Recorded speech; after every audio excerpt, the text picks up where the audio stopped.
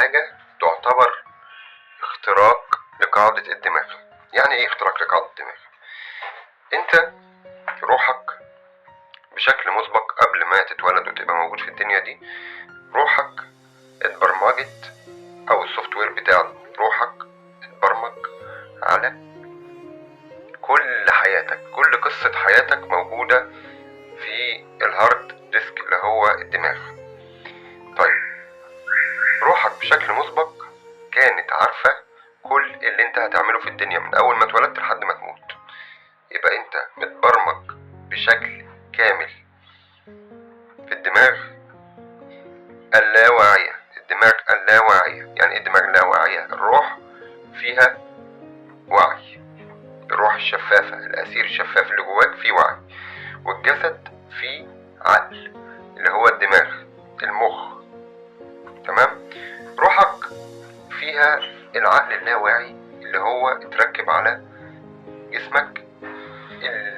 العقل اللاواعي بقى هو اللي بيتحكم في العقل، في المخ الواعي.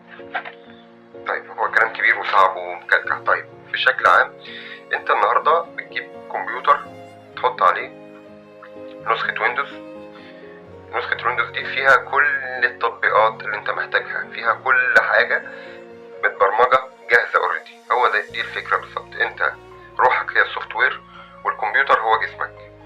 طيب السوفت وير ده في كل حاجة، في كل حاجة بتشغل الكمبيوتر، كل ما تتخيلها. ده اللي حصل معاك، ان روحك فيها كل البرمجة وكل المعلومات اللي انت هتستخدمها في كل حياتك بشكل مسبق في الجزء اللاواعي.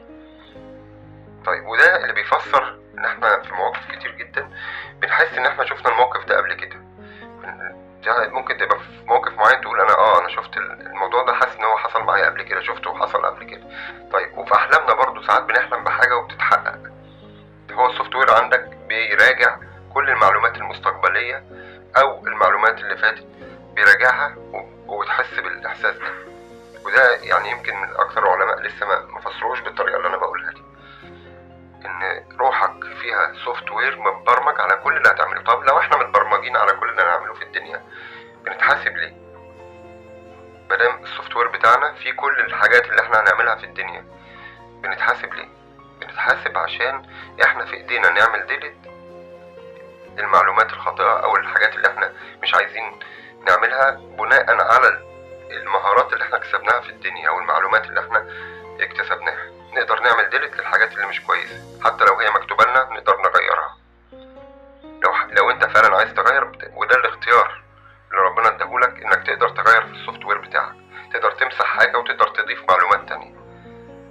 لكن انت متبرمج، متبرمج على كل اللي هتعمله من يوم ولادتك، من يوم ما روحك نزلت جسدك.